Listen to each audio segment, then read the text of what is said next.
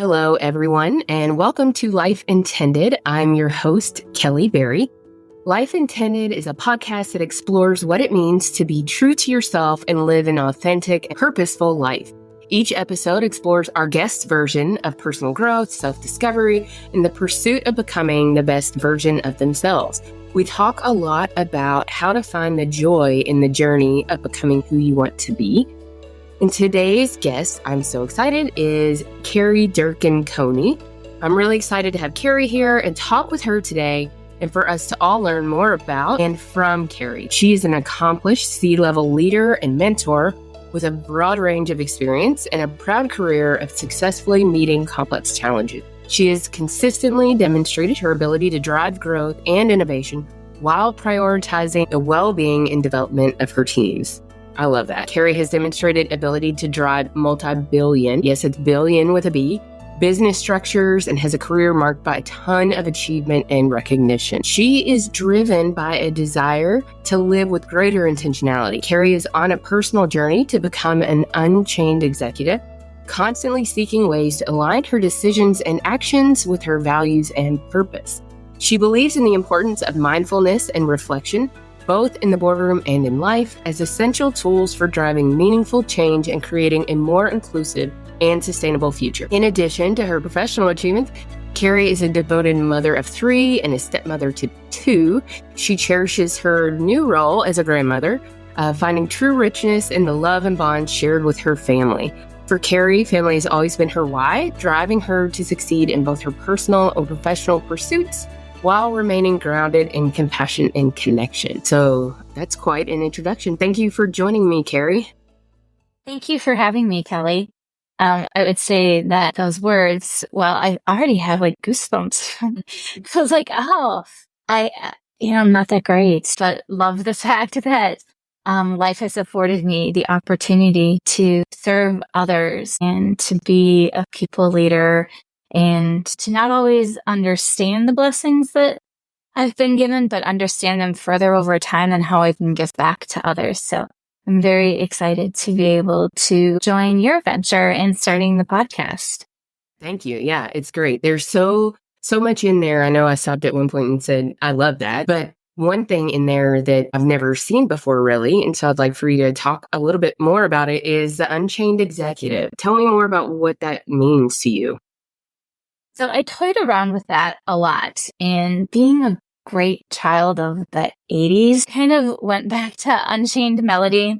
I don't know if people will be like, oh, I've heard that in songs and lyrics before.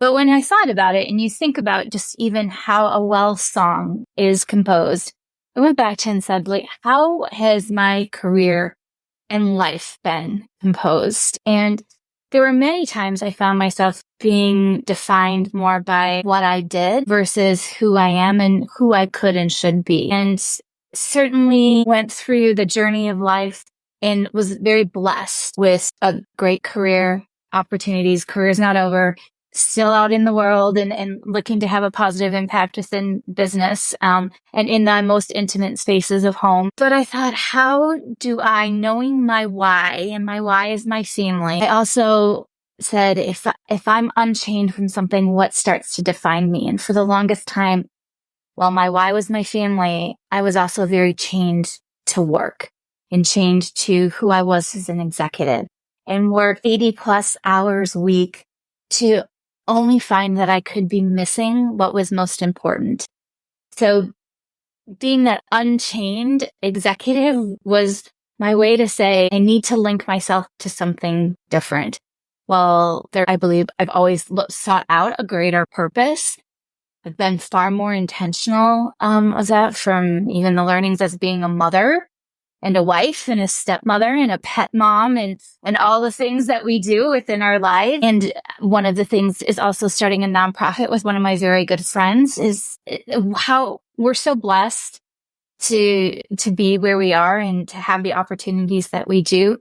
And I didn't focus on that the right way and needed to adjust my journey. And part of adjusting that journey is really becoming that unchained executive.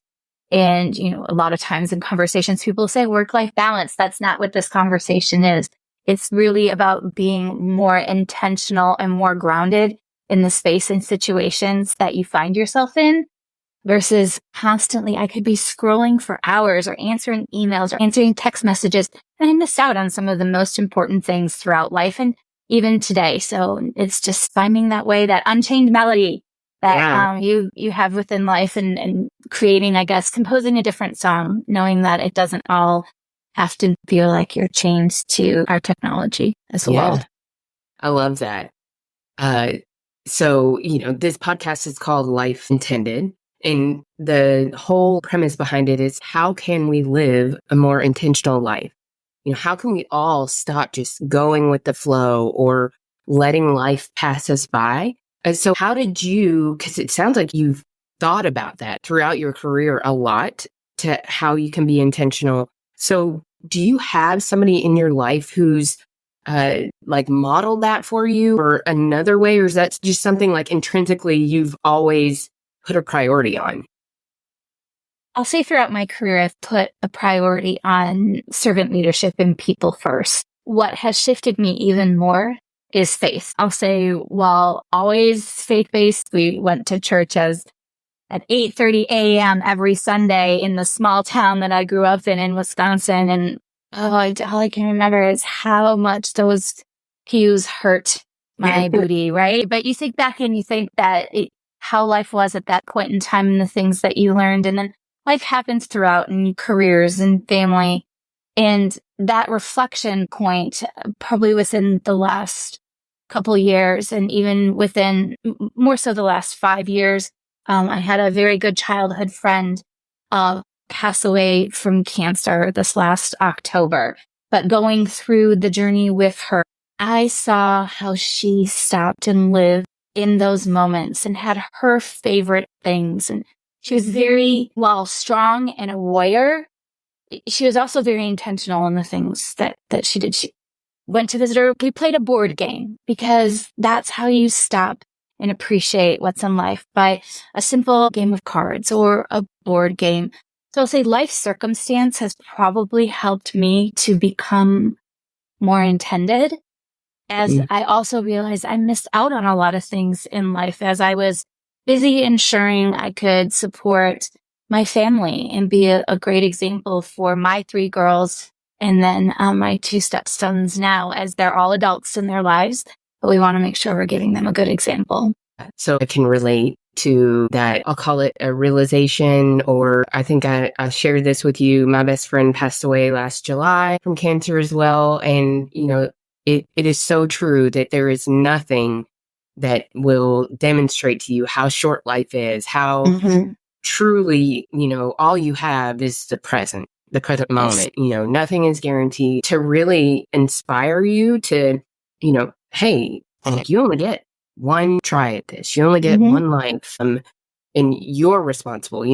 In our household, we talk a lot about agency. You're responsible for making your life what you want it to be. But there really isn't anything like the loss of a friend or a tragedy or something like that to kind of yank you from the life that you've been living to one of presence and really just being deliberate with every moment. So I can totally relate to that. So tell me, I know you've mentioned your children a few times, and I'm a mother, you're a mother. So tell me about being a mother and what that journey has been like for you. Well, I shared with the 3 girls who are now ages 25 to 32. My 29 and 32-year-old are both married, and my oldest has a son now.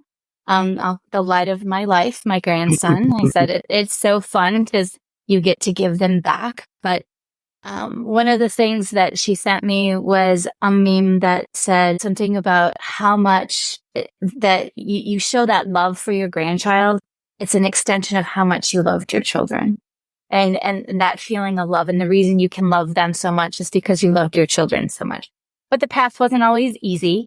I was a single mom for moments in time, and they like to test their boundaries, right? So it was certainly a journey. I hear my daughter, all of them now, repeat things that I said to them as children, and so some of the messages I might not have been as proud of, But some of them, I remember a time just thinking back, and when they were little, we didn't have a lot. We had a 2-bedroom apartment, and they were in one room and we were in the other room.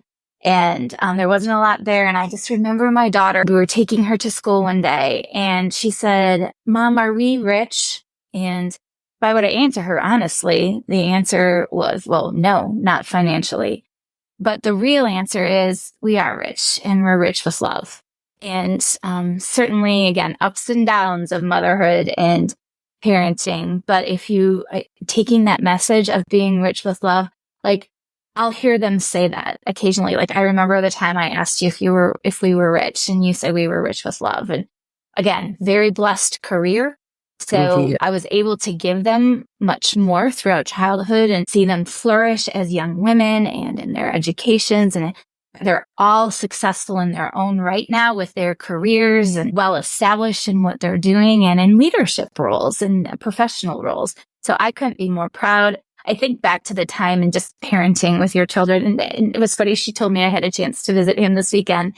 And my daughter told me, we believe in gentle parenting. And it made me smile. And I'm like, it was just interesting to me. I was like, okay, but the word no is still okay. So it's just hearing them as they're taking things and saying, here's how I'm going to evolve it in my form of parenting and what that looks like. And I remember telling the girls that when they were teenagers and middle school and some very trying times, and let's just say, a partial nativity scene ended up in our front yard someday, and someone no longer had a Joseph, Mary, and a lamb in their nativity scene, but we had a partial one. And so it's just like the little shenanigans like that you see. And I always just look back and go, well, hey, we can't do these type of things. I'm here to be your parent. I'll be your friend after you turn 25.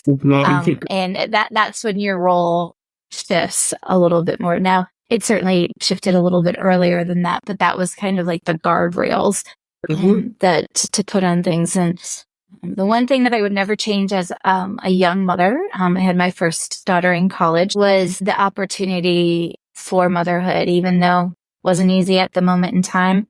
She was the best thing that happened to me in that moment in time. And then my two other daughters, without a doubt, filled it out. And now I have 2 stepsons, also adults, ages 25 and 29. And they are so wonderful to be around. And I've learned the difference between being a mother and parenting boys versus girls. And I joked at my daughter's wedding that the boys are much sweeter. So it's just so funny how the interaction with girls and their mothers, and the boys are always like, Keri, is there anything you need? What can we do? And I said, oh, this is wonderful. Now, if I hadn't met them later on in life, I don't know how I would feel about being a mom to boys. I was probably meant to be more of a girl mom, but it certainly shaped who I was as a human in establishing my why and my desire to succeed and to be able to give them, I'd say, the best journey they could have in living a well-intended life. That's awesome. So I'm at the other spectrum of motherhood. I have a daughter who's going to be 2 in May. So we're just really getting started. And something that we are intentional about and talk about a lot is like the principles and the way that we want to raise her and the things that we want to instill. So are there things that you can think back on that kind of guided how you parented them, how you did things with the intention of, maybe this isn't like fun right now, or this is maybe the harder way to do things, but I have an end goal in mind. Are there things like that you can remember? There are. We'll also start with the value piece because that's a very important piece. And the one thing that I consistently shared was kindness. No matter what situation you're in or where you're at, school, work, friend-wise, the right thing to consistently do, while very cliche, is to be kind. Today's world, we could search for that a little bit more. And that's one of the things that I look to do with my grandson and even with my children as they are all adults is kindness first. And if you have an act of kindness, someone will follow that act of kindness. And that's an important piece. But it was not all, like you said, it was not all ponies, sunshine, and rainbows. Certainly there were goals, there were challenges, there were expectations. Someone comes home with a tough report card. I'm like, well, do you want to work at this place for the rest of your life, or do you want to do something bigger? The place was not desirous, or that you wouldn't be like, wait, I don't know if I could support myself on that place. So I would use some of that terminology. But one of the things that was most beneficial in their goal setting and who they all are as individuals was the emphasis on education and being very purposeful and intentional in education. So I made a little deal with them that, and now they'll say this is on tape, so we're going to hold you to all of it, Mom. But I made a little deal with them when they went to undergraduate, and 2 of them have postgraduate degrees. I made the deal that if you graduate in 4 years or less with a grade point average, that it became 3.7. At the time it was 3.5, but I saw they were doing really well. So I was like 3.7, you got to up the game a little bit, right? That if they graduated in less than 4, had a 3.7 and were well established and felt comfortable and grounded in their education, I had them all take out the FAFSA, the federal loans, that I would repay those on their behalf. So that they wouldn't have the undergrad debt throughout life. And it gave them a goal. It was like the SMART goals. So you kind of go to business a little bit. So my youngest daughter always used to say, can you not be a businesswoman right now? I'm like, because sometimes we have conversations. She's like, I don't work for you. I'm like, but you do. No. But she was like, and I'm like, okay, but being really intentional and purposeful in goals and what they can achieve and believing in them. I knew they could do it. So I was happy to take that on. But there was an earning of it that was required of them. And I do think that, a little bit of the business in these, everyone does want to be accountable.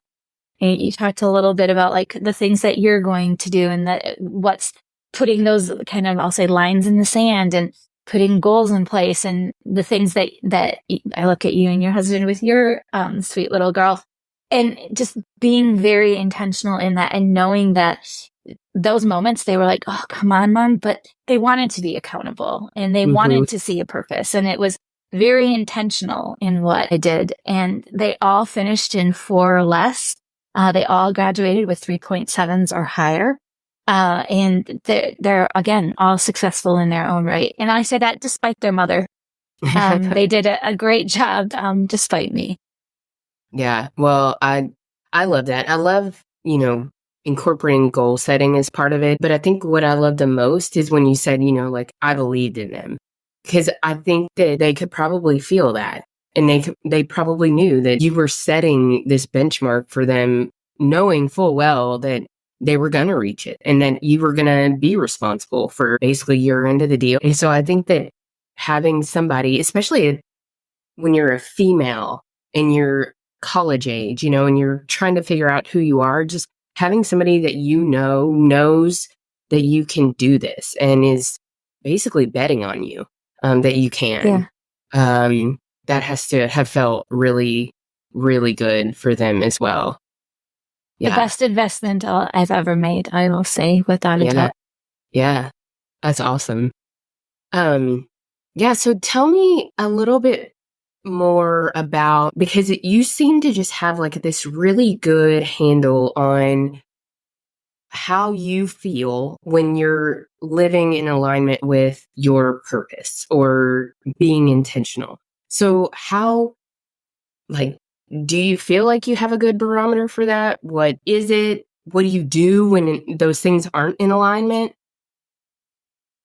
I would say I have an okay barometer. I feel like sometimes it's a little out of whack, right? Like I will say, like every thermometer does within our world. But the things that I try to put first is, again, while repetitive, it's knowing that I've had the ability to have, worked hard and certainly had some roadblocks along the way. I never see it that way. It's a little bit more of a charmed life. Well, it all comes with hard work and focus, and sometimes being intentional in different ways. I heard a little saying, while it's not new, one of the things that I've really been focused on is not letting anyone live rent-free in my head. Mm-hmm.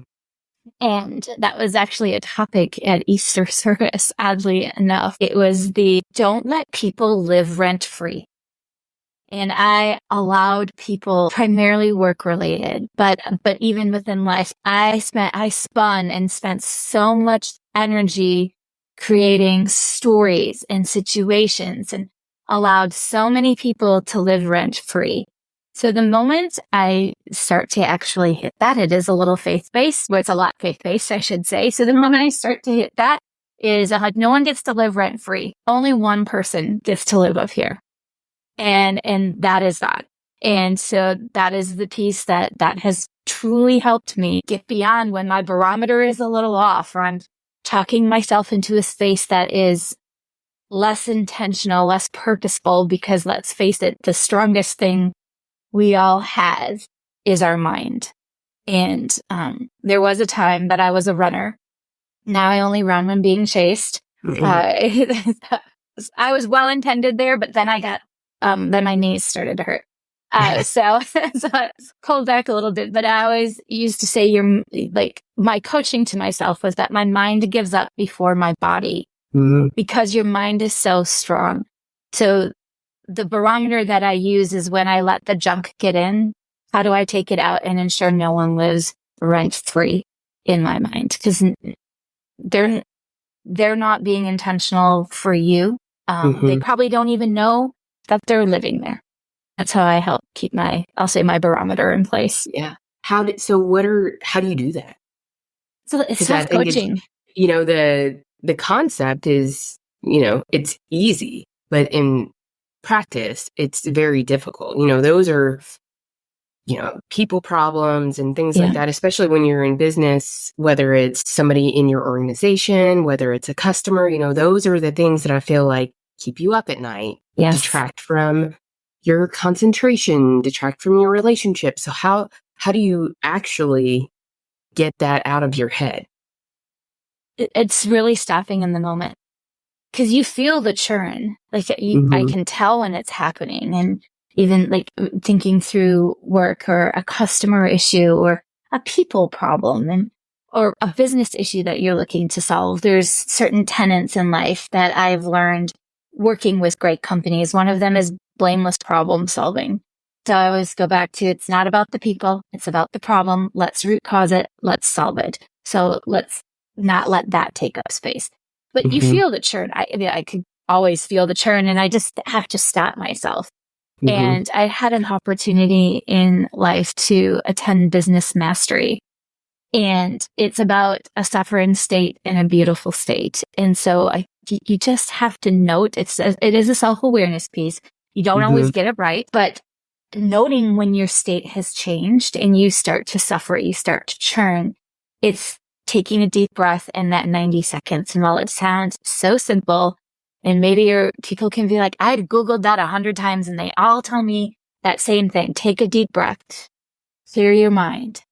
Think of something that creates a beautiful state for you. The reality is it works. And that's one of just stop the churn. And it can happen very quickly. The tail spin. And you know it, and then you add on, and then I go, wait a minute, that's certainly not what I intended.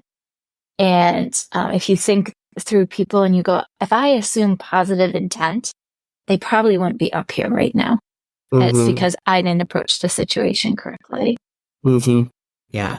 I think personally, awareness is the key to almost everything, because you can't affect change on things that you're unaware of. And so part of this, living a more intentional life, is about just being more aware of who you are, the life that you're living, the way that you're living it, stopping to think about, I think about these things all the time. Do people really like the things that they're doing, or like the way that they're living, or are they just doing it because it's comfortable. It's what they're used to. It's what they see demonstrated. Like, other people, I always have all these questions. Do other people stop and think about, like, it doesn't have to be this way? Or, I do have the ability to change my situation, or, stop and take the blame away from the person and put it on the problem.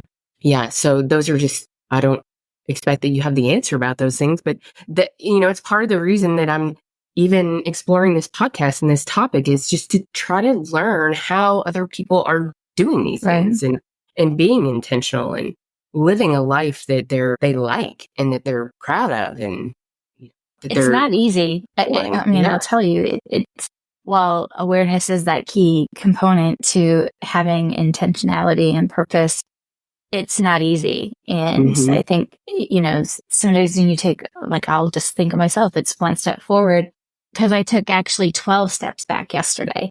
So I have more ground to gain, but it's finding those things that help to bring you peace. And my peace comes from family and from the opportunity to just practice kindness and to give to others. And I found when I am more rooted there, I'm happier living the life that I have been given.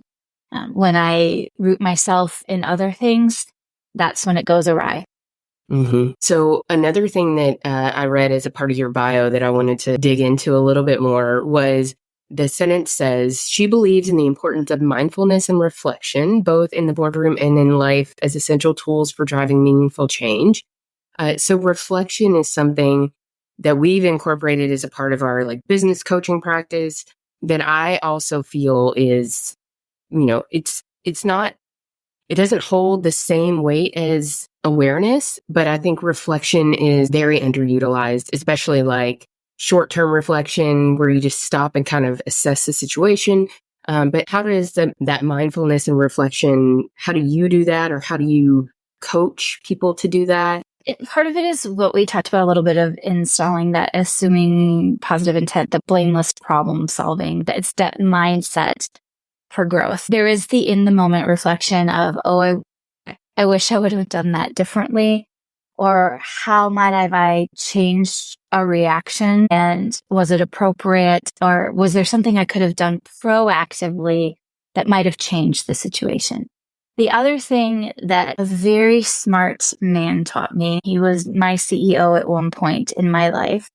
Actually, there were two CEOs in my life that was a great takeaway, and it's Shmonday is what he called it. And I mean, for sure he made this word up, but it was combining your Sunday and Monday for the start of the week. So consistently, and while even as, seeking to be the Unchained Executive, Sunday evening was always a night for reflection. So I thought about the things from the prior week, but even more importantly, I reflected on the current week. And reflection is always, you think the past, but I was looking forward and reflecting on, here's what we have for the week in front. Here's how you can impact people. Here are the things that you need to work on. Here's the things that you might need to do personally. How are you committing to those things? So I used the exercise of Shmonday and preparing for my week and what it had in front of me, whether it be personal or professional. And then I put a practice in place, and it's called Monday Motivation. I have done it for over 12 years now. And it is just to the team that I serve, and I send them something that, whether it's inspirational, funny, a coaching moment. If we're in reviews, the importance of the review conversation, building trust with a client, selling more things, how to close, whatever it might be, usually Sunday night, but sometimes on Monday mornings, depending on the organization. It was acceptable to send on a Sunday, other weeks on Monday, and that's okay. But I send a Monday motivation, and I said, if you open it, that's great. If it impacts you, that's even more fantastic. If you pick and choose the week that you want to do it, that's great, because I do it as much for myself as I do it for others. And those are some of the things that have just kind of helped me along. in reflecting on whether it's a long-term thing from life and work, short-term, or even taking the opportunity to reflect forward. Mm-hmm. Yeah, I love that. I love that for a lot of reasons. I think looking back is so important, but the other thing, looking forward gives you time to think about the way that you want to be, how you're going to approach the situations that you have coming up. What are the opportunities? How are you going to, make the most of those? And I think intentionality, it's just stopping to think about what you have in front of you. How can you take the things that you've just come through and learn from them or not? Not every single thing has to be a gigantic lesson, and you don't have to try to make everything into that. Some things just are what they are. But to be able to take what you can from what's just happened and look forward and try to make the most of every situation that's on the horizon. Yes. I like that a lot. Awesome. It's good stuff. Do you read much? Primarily business books. Okay. But I have a favorite book. What is your favorite book? It's called The Hike. It's on leadership transformation. I read it, oh my gosh, probably way back in 2012. But the message has stuck with me. It's a storytelling business book, but it has a lot of great business concepts. And it's about a CEO that has had some transgressions in his life, made some bad choices, and wasn't intentional and purposeful in what he was doing. And his choices were so bad that he didn't actually see a way out. And he had hurt many people. He had hurt his business. He was lost. And so he goes on this group hike. And part of the hike and the leader of the hike is it's part of self-awareness and finding oneself and pulling business concepts into it, because it was linked in as a business group activity. And this CEO goes on this hike with the intention of marching off the side. So going up into the mountain, and at some point he's just going to continue his hike, and his thought and his battle in his mind was, I've done so many bad things. Can I ever get to a place where I'm good again, where I am transformed and can be personally more present with my family and apologize for those things that I've done and be better in business and be a better leader and serve a company? And it's just interesting when it's the whole group and the exercises and his negativity, and just to see that transformation and how it changed, how he changed during this journey to coming out of it going, I'm not going to go off a mountainside. I learned great things. I learned about being a leader. I learned about being a servant leader. And there's an acronym in there called VPELTER, which means nothing, but it helps me remember. And it's in the book that way. Mm-hmm. Vision, task, leadership, team, execution, results. And it pointed out that if there's a component of it that's not right, you won't get to execution and result. And if the execution or result isn't there, it's because you failed on the vision, because you can't create the right path or the right team if you don't have the right vision. So it helped me, again, check myself. You know what? Mistakes happen, failure happens, but as an accountable individual, I didn't set the right vision for the team. So it was an easy read from the point of the storytelling, because sometimes business books, mm-hmm. some are more exciting than others. I'll say some I've definitely used for nighttime reading because I knew I would go right to sleep. Right? Yeah. So it's not in print any longer. You have to go find it used on Amazon. But I would say it's the most impactful book that I have read in my career. And I certainly, have been students of other great business leaders that have their books out there, and, the habits of the seven, you think I could remember it, 7 habits of a great leader or whatever, that effective people. Mm-hmm. Clearly I probably need to reread that one. but from good to great, and all the different ones. I'm a big Patrick Lencioni fan, so I love The Ideal Team Player. But the most impactful one was The Hike, and just again, people were living. Well, he did actions, but people were living in his head rent free, caused primarily by his actions, and only he could change it. But someone guided him through that to make him better personally, which made him better professionally, and it was a very good read. I recommend it anytime I have the opportunity to impact leaders within an organization, and we're doing mentor conversations or student of the business conversations. It's the book I always recommend. Yeah. And someone recommended it to me. I've heard of it. Yeah. That's awesome. Yeah. I've not heard of that. So I'll definitely look into it. I like the Fable type business. It's like the get a grip version of Traction. The Fable type storytelling, I think, can be really effective because, to your point, some are definitely more interesting. Some business books are definitely more interesting than others. Well, you felt like you were on the mountain with him. So you were part of that story. So it became easier for me to remember some of the principles of the book and to apply them. And when I had leaders who applied those same type of principles strategically, it was very easy to get on board because I understood it, and it built an accountable organization. Yeah. And it sounds like, and this, I think, has been kind of a theme throughout a lot of conversations. One of my favorite books, business or otherwise, is Mindset by Cheryl Dweck. I don't know if you're familiar with that. Yep. But, having a growth mindset, I think I recommend that book to everybody, whether you're in business or not, if you're a parent, just because I think it sounds like the leader who in that book, it takes a growth mindset to realize like everybody's a work in progress. Everything's an evolution. Like you aren't your current moment. You aren't, defined by anything. Like you are responsible for yourself and your path and your journey, and you can make a change anytime. And so I think that is just something that sums up a lot of what we've talked about today, whether it be parenthood and the way that you want to raise your children, or how to really like assess and kind of pivot in your own life when you need to, or grow, that you're just always able, you're meant for more and you can always achieve more.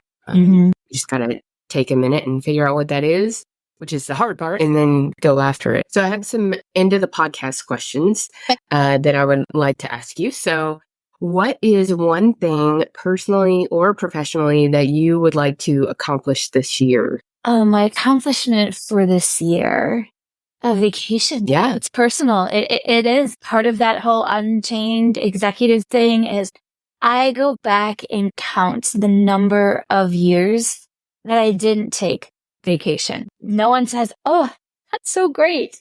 And this year I said, I'm going to do that. I want adventure. We're going with some good friends overseas in the September timeframe with my very supportive husband, and we are going to go explore and be adventuresome. And this year I said, this is the year of a break, allowing myself a break, and taking some time to be a student of our world. And that it's a very personal goal for this year, and very intentional, by the way. I love that.